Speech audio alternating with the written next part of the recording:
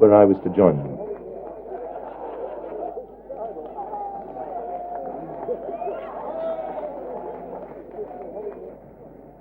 The fast Zandvoort circuit is set amongst sand dunes on the North Sea coast, southwest of Amsterdam. At Monaco, a seemingly certain victory for Stirling Moss was thwarted by his late retirement, handing the victory to the Cooper of Jack Brabham. BRM, having experienced brake problems at Monaco, had hired Stirling Moss to carry out extensive testing at Zandvoort in the week before the race.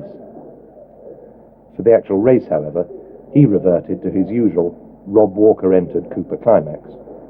A parade of the drivers in immaculate Mercedes 190 SLs preceded the race. Ferrari drivers Jean Bera, Tony Brooks, and Phil Hill.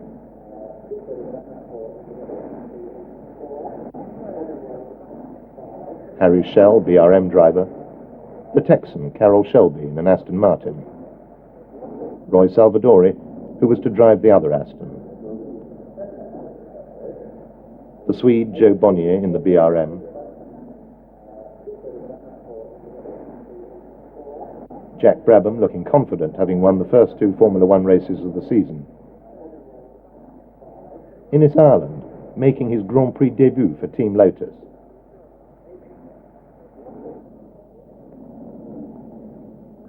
Stirling Moss, who after Fangio's retirement is now the world's number one and the crowd's favourite. Frenchman Maurice Trintignant.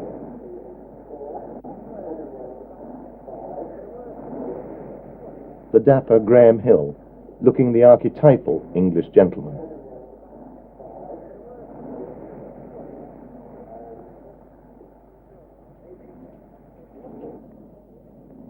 After that promising Silverstone debut, Aston Martin found themselves only 10th and 13th on the grid at Zandvoort.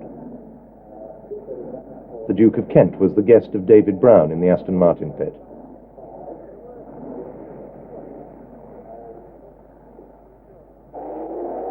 At the off, Joe Bonnier led from pole, and much to everyone's surprise, Maston Gregory in a Cooper climax snatched second from Tony Brooks's Ferrari. Stirling Moss made a poor start and was well back.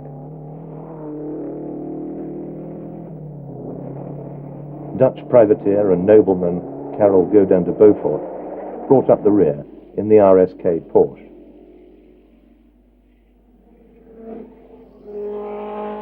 Gregory soon took the lead from Bonnier. The chasing pack was led by Brooks, with Brabham, Schell, Bera, Graham Hill and Moss all nose to tail behind. The Aston Martin of Carroll Shelby was well off the pace. Roy Salvadori's Aston retired with engine trouble on the fourth lap.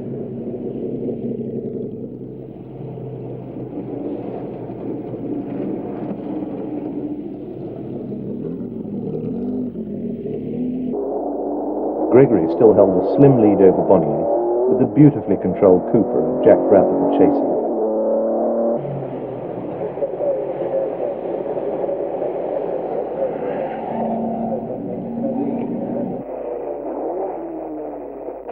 The Ferraris led the chasing pack behind this leading trio.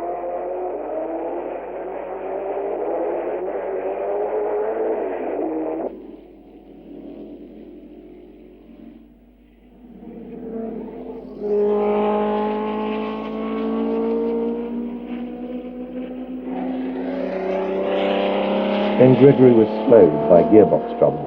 Bonnier took the lead, but was then caught and overtaken by Brabham. Moss had fought his way up to third, past the mobile chicane that was Jean Bera's Ferrari. Bonnier then retook the lead by grass cutting at the chicane.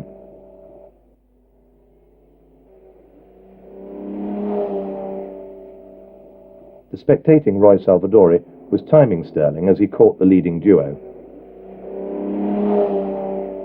Innes Ireland was having a fine debut for Lotus.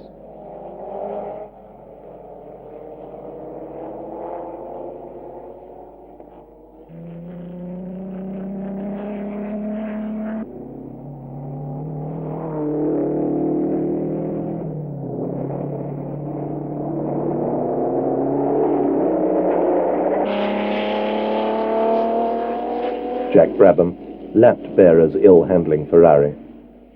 Moss had fought his way into the lead, but when he retired with gearbox bearing failure, victory was handed to Bonnier in the BRM. Jack Brabham, without second gear, held on for his second place. An ecstatic BRM team congratulated